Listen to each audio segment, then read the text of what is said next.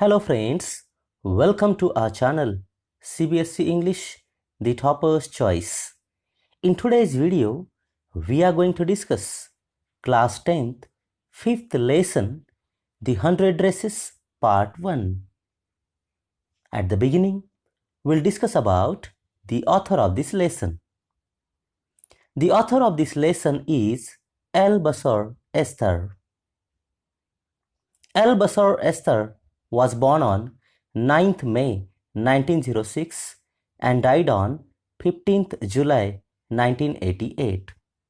She was an American children's author and a children's librarian. Her book, Ginger Pie, which she also created illustrations for, won the Newbery Medal. 3 of her books were Newbery Honor winners, and one was awarded the Lewis Carroll Shelf Award. Her books were based on her life in small town Connecticut in the early 1900s. Theme of this lesson: The 100 Dresses Part 1 is a beautiful story based on the theme of discrimination, judgmental attitude people have for other people around us. In this story, we see Wanda Petronsky being judged for her unique name and qualities. She was being teased by Peggy, Madeline, and other girls. They always made fun of her, but Wanda never reacted to it. Introduction to this lesson. The 100 Dresses Part 1 is a story based on the real experiences of the writer. It is about a girl who is teased by her classmates. This girl was Wanda, who always claims for having 100 dresses. Her classmates always made fun of her. As her claim was in contradiction to the fact that she always came to school wearing the same dress. Her classmates thought her name to be funny. Her name was not common because she came to an American town as a Polish immigrant with her family. The truth about her 100 dresses revealed when she submitted her 100 different drawings in a drawing competition. They were the same 100 dresses that she used to describe often. All of those dresses were extremely beautiful. Now we'll discuss the summary of this lesson. The story, The 100 Dresses Part 1, reveals around a Polish girl named Wanda Petronsky and her arrogant classmates, mainly Peggy and Madeline, who would always tease her for her appearance and clothes. Wanda was a gentle girl who had immigrated to America with her family. Her parents enrolled her in a school that mainly consisted of American students. Her classmates would often make fun of her name as it was quite different from others and treated her with contempt. As Wanda was poor, she wore a faded blue dress to school and always remained quiet and rarely said anything when she was teased by her classmates. She had no friends and would always remain lonely in school.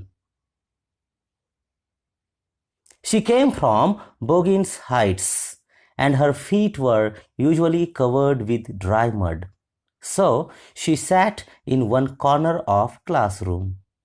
Peggy and Maddie would often ridicule her appearance and dressing sense. Tired of all the taunting remarks, She once claimed to have 100 dresses and 60 shoes in her closet at her home. Peggy and Maddie grew more inquisitive about her claim and wondered why she wore the same dress to school if she had so many dresses in her wardrobe. As time passed, Peggy and Maddie would not miss an opportunity to tease Wanda and always waited for her before school so that they could make fun of her. Nonetheless, Wanda hardly paid attention to their teasing remarks. Maddie was a poor girl herself, and she didn't approve of Peggy's teasing Wanda at all times.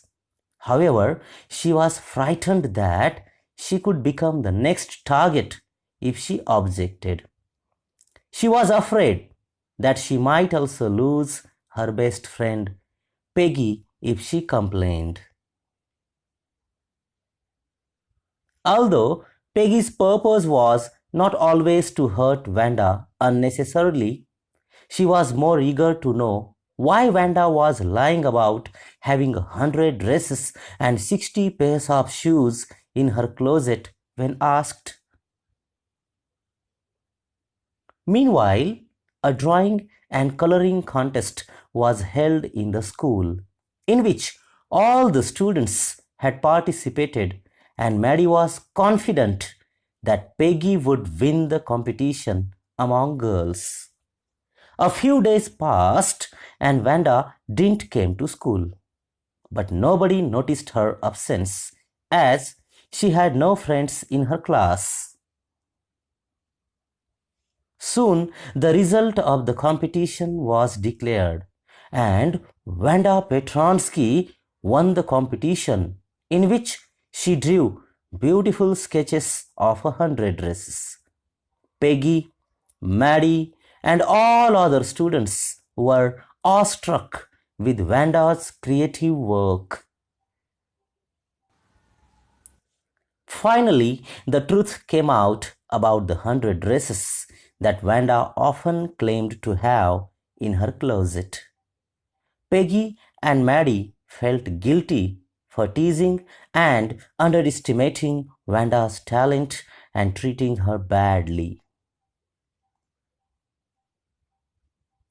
This story teaches us that we should never tease or make fun of others for being different. Rather, treat them with respect and try to accept everyone as they are. Now we'll discuss the main points of this lesson. Wanda Petronsky usually sat in the last row in room number 13. Only rough boys who never scored good marks and made a lot of noise used to sit there. Wanda was a very quiet girl who rarely said anything to anybody.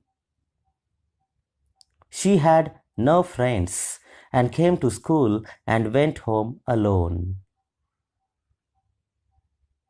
Peggy was the most popular girl in the class. She was pretty, had curly hair and many dresses.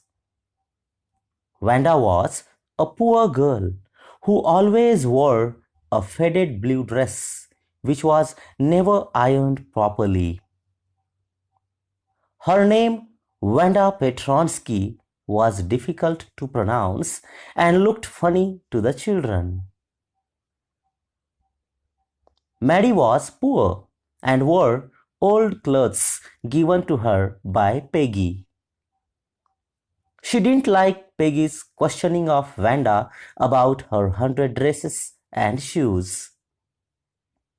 She wished Peggy would not tease and mock Wanda in such an insulting manner. Everyone was waiting for the winner of the drawing and color competition.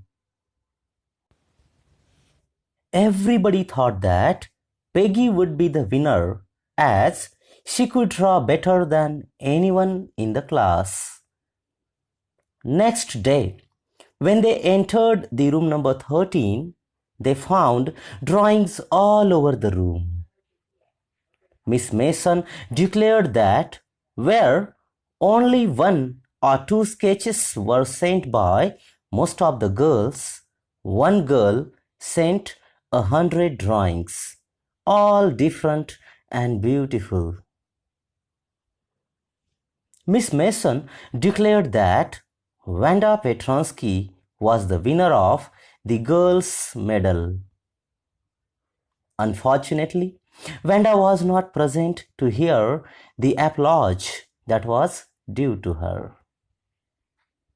So dear friends, if you have liked this video, please click on like, subscribe the channel and click on the bell icon to get more videos like this.